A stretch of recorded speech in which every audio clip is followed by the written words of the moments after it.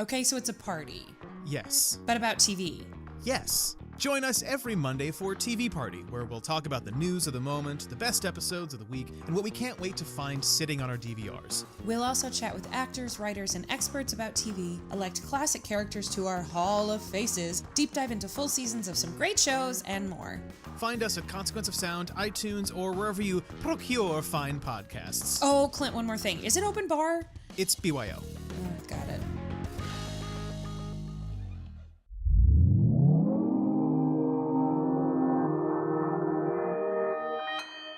Consequence Podcast Network.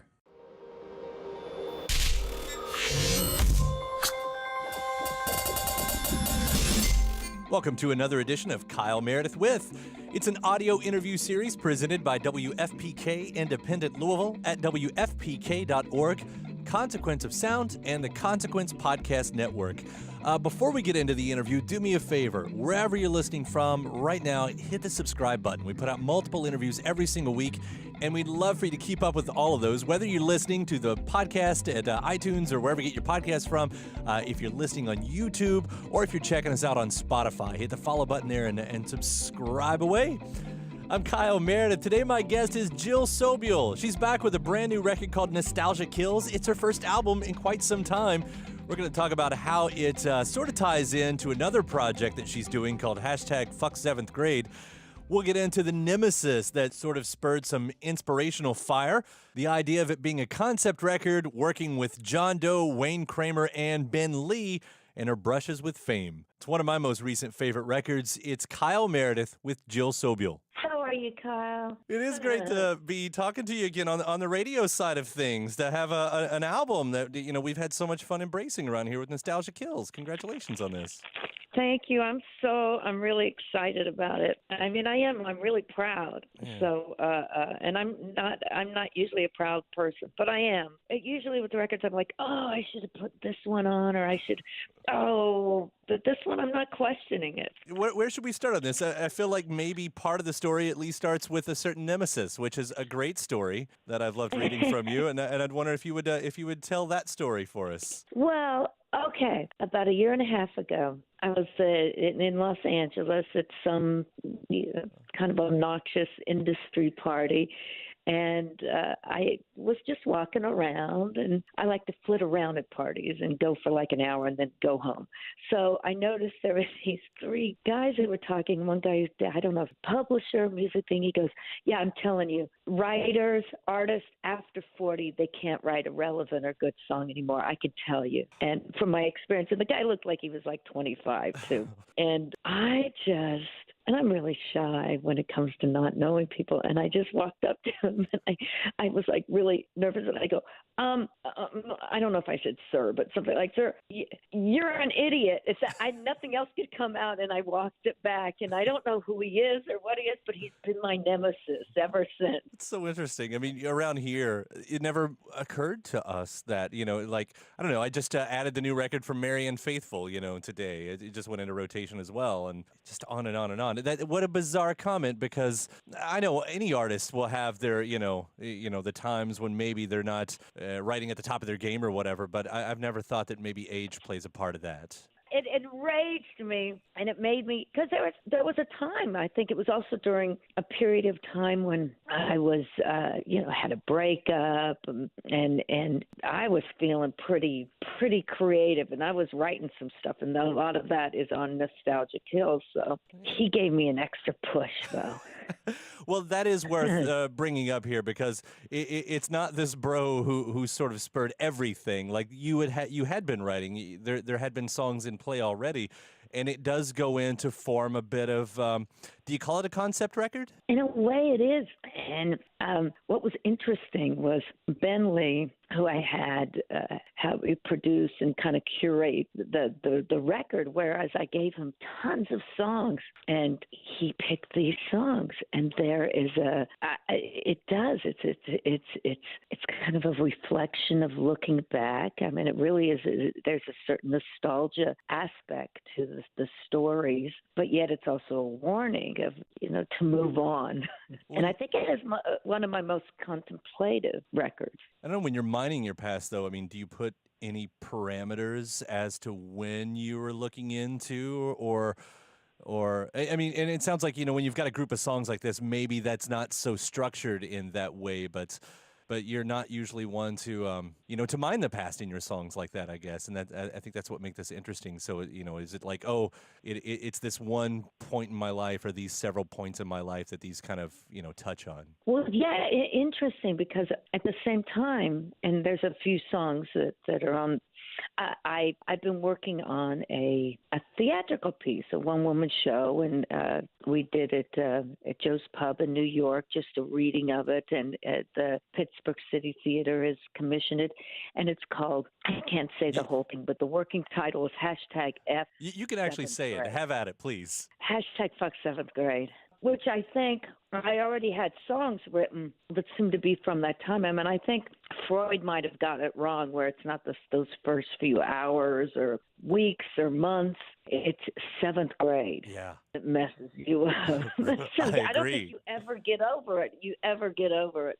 And there was a few songs taken from that, and I don't think we changed from that either. I've got a son about to go. I mean, he's in 5th grade now, but it's coming up, and that's been on my mind. And so when I read about this, it's like, oh, and there's no way to prepare someone for this, right? There's just no way.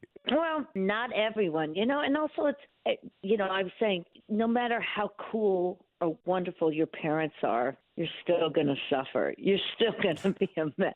So I was going to say at one point, well, you're probably an amazing dad whose son can go and talk to him about anything, but I'm not sure that matters. Yeah, because there you are alone on you're I'm not with him, That's an island. He's off on the island. I don't want to bring an island of lost toy. Yes, and you've got, a time when your peers actually become more important than your parents. Your hormones are raging, and you're figuring out your identity. So this is simultaneous then of the record. You're Fuck 7th Grade and Nostalgia Kills. These are sort of running parallel. Yeah, they just were happening at the same time. Backing up a little bit, or maybe I think we're looking in the future. I forget where the timeline is here, but Yentl and Times Square. These are two other things that you have been working on or are working on. Yeah, Yentl. There was, of course, everyone knows the Barbra Streisand vehicle, but it was a beautiful short story by Bashevis Isaac, a singer. And then it was a play in the 70s taken from that, and they asked me to put music to the theater piece. And it was pretty. I kind of made it punk klezmer. Punk klezmer. That's interesting. Punk klezmer. In fact, we did it one night at Lincoln Center. We did music from Yentl, and I worked with an all-women's klezmer band whose name actually is Isle of Klezbos. That's awesome. Which is just a great band name. It is. I was just thinking with with projects like that. I mean, it seems like that's very expansive writing. Like what you can do with a song. When you're writing for any kind of musical or theater piece or something like that, there's a lot more options than maybe what a lot of people do within pop parameters. And is there any challenge for you that when you've been doing this for a while now to bring it back into that structure that we think of as a pop song? Well, no, because I don't think I write pop songs. I mean, I don't attempt to. I think first of all, the things I've done for the theater, I think they're looking for non-traditional theatrical writers. So my stuff isn't jazz hands. Right. For the theater. I wouldn't know how to do it. So it's not that different from what I would do on my record. And I'm a storyteller anyway, so I'm not a traditional pop, like modern pop writer. I mean, I still think I come from a kind of singer-songwriter storytelling world. And I should clarify, I do use pop not so much in the thought of top 40, just anything that's not, like pop is rock, is singer song, whatever in that type of thing. So it's the chorus structure. Yeah. Yeah, I got that. But I mean, a part of me wishes I could write like a pop song and try to get other people to cover it, but no one's really covered any of my songs. Yeah, that's got to change. That's got to change. It's got to change. Exactly. Well, to be a part of all these things, it sort of goes into that title track too with Nostalgia Kills, because there's that refrain, right? We have to keep moving or die. I noticed there was a time period that was just. I think I wrote it after like I went in the wormhole of Googling like toys and music that I used to listen to when I was in seventh grade, and then I started thinking, oh my God, am I becoming like my grandparents who listened to Lawrence Welk? Made us all watch the shows they liked. It's like, no, I can't go there. You have to meet. And in a personal life, I was going through a breakup and moving it, and I think sometimes your past glories or your past pains can hold you back, and I felt like, no, I need a new chapter in my life. So there's a lot of levels to that song. I mean, that's something that I've talked about around here with my job quite a few times over the years, is struggling with nostalgia, because there is the comfort. And most of the time what I'm talking about is the music. Like, I could lose myself down the 90s wormhole very easy and be very comfortable. But here I am at a little past an age where most people stop trying to discover new art. And I'm too obsessive not to keep doing that. But it is that challenge sometimes of not doing what you said, not doing the old Lawrence Welk thing. It's like, and this is, we're going to throw on some, whatever it is, it's of resting there. It's very interesting. I can imagine like my grandparents or what we'd be to our grandkids. It's like, God, why is she still listening to Nirvana? God. Exactly. So I get your struggle on that, and I think that's what resonated with me on this record is, having an artist actually write about that. Like, I don't know that I've ever heard an artist use that subject specifically, Yeah, I mean, it's interesting that I also think that when I'm writing, I try to sometimes write things that I don't think anyone's talked about this before. Like this specifically, or are there other I'm things just saying too? in general. I like to write like, oh, here's something, a subject matter, something that occurs to me that I'm not sure I've heard in a song. Yeah. So I think that is with Nostalgia Kills, that is, or even Island of Lost Things. It's like at first that was written about imagining this mythical island where all the things we've lost, from the phone to the keys to the one sock, but then it evolved into more of a deeper and existential eventually path where it's losing your identity or losing your loved ones, losing people, and that was something that I hadn't heard in that way. Yeah, exactly. And then Almost Great. I mean, that also does that touch on the brush with fame and everything as well?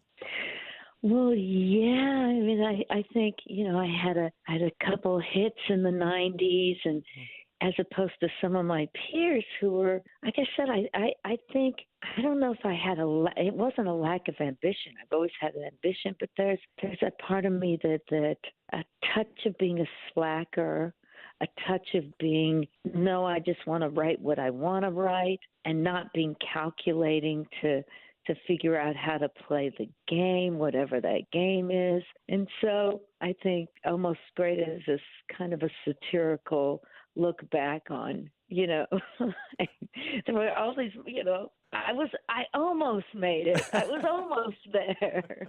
I mean, I know you're not fishing for compliments, but it's an obvious point for me to say, we think you're all the way great. Oh, thank you. It's so funny there was an article in that just came out where they were talking to me about success, what success means. And,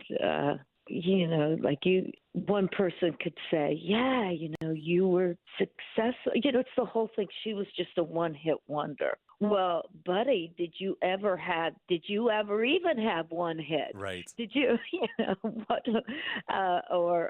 what is success in different people's eyes? Is it that you had to, to be a Beyonce level? Do you have to be, it's kind of messed up. Yeah. Our idea of success, and also I think it's even more so now. Like, is success by how many likes or hits you get on your Instagram or your it's kind of got the Kardashian reality show world idea of success. Being successful for how, not for what you've done, not for the quality of your work, but how many people go on your Twitter page. Right.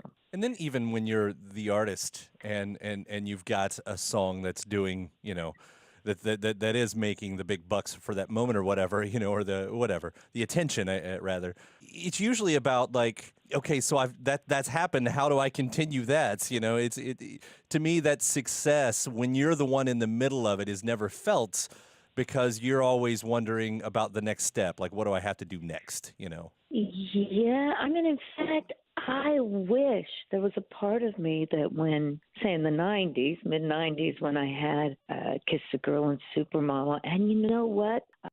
I regret that I didn't enjoy it more. Not always thinking, well, and of course you've got a team around you, too, who are thinking the same way. But, okay, well, what does that mean now? You've got to, you don't have time to, enjoy your sandwich. You have to right. keep moving on to the next thing, which to me, that's not success. To me, I feel like the only people who probably feel honestly successful is someone like Elton John, George Clooney, Madonna, someone who's been so far through that it doesn't matter what they do for the rest of their life. They're like, nah, I'm good. It's... But maybe they don't feel. Maybe Madonna's still feeling like she has to keep up. And that's why she's always, trying to look younger, trying to, maybe she isn't. Maybe she always has to be on a kind of, maybe she feels desperate all the time. I don't know. Right. That's completely true, though. That's could be the case. And where you've got someone like maybe like Billy Joel who hasn't written a song in 93 and since 93, and he's like, yeah, I haven't written a song since 93, but I sell out Madison Square Garden every time. It's like, fuck you. Maybe he feels like, I don't know how these people feel, but you've got to kind of respect them for that. Right. Some guy who's admitting like, yeah, I haven't written since 93, and you know what? I'm not going to do it either. Not going to do it.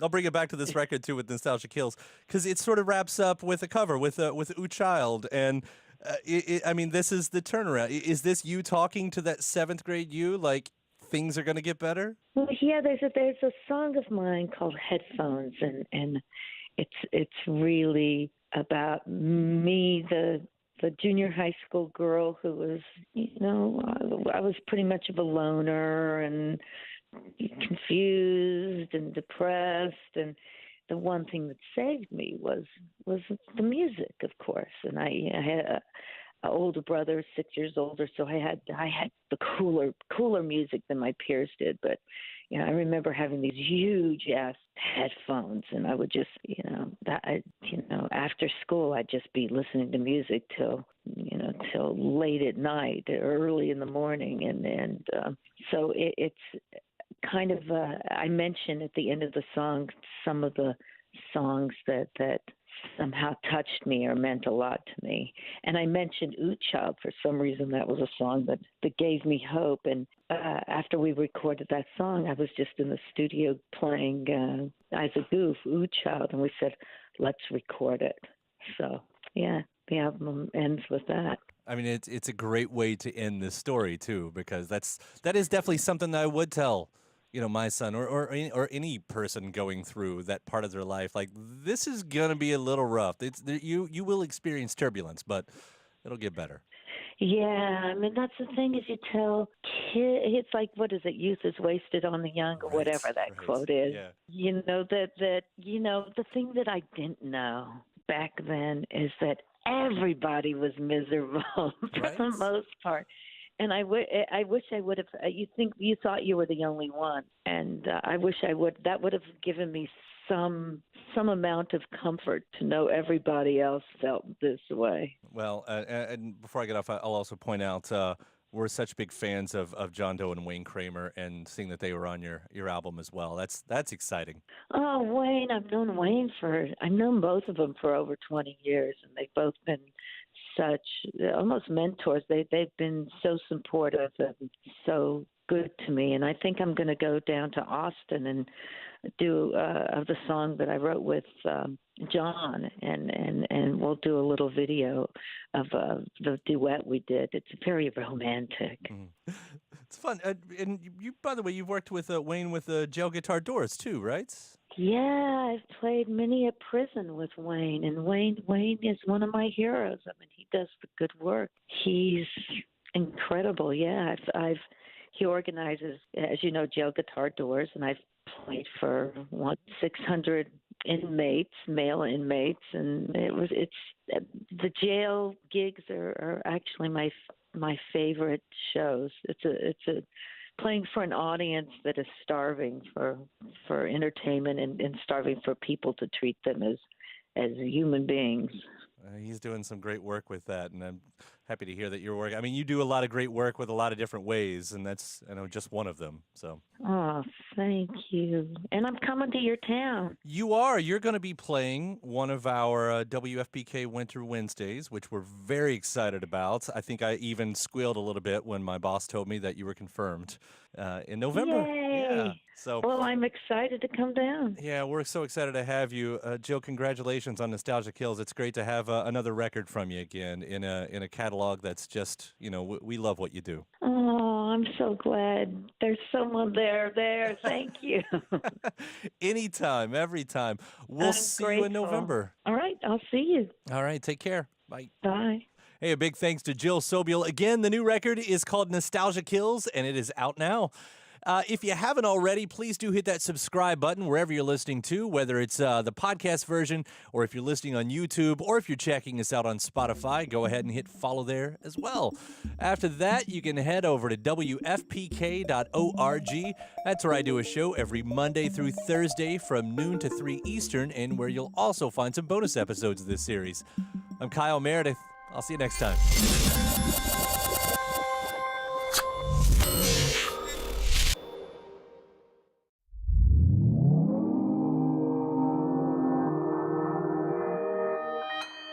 Consequence Podcast Network.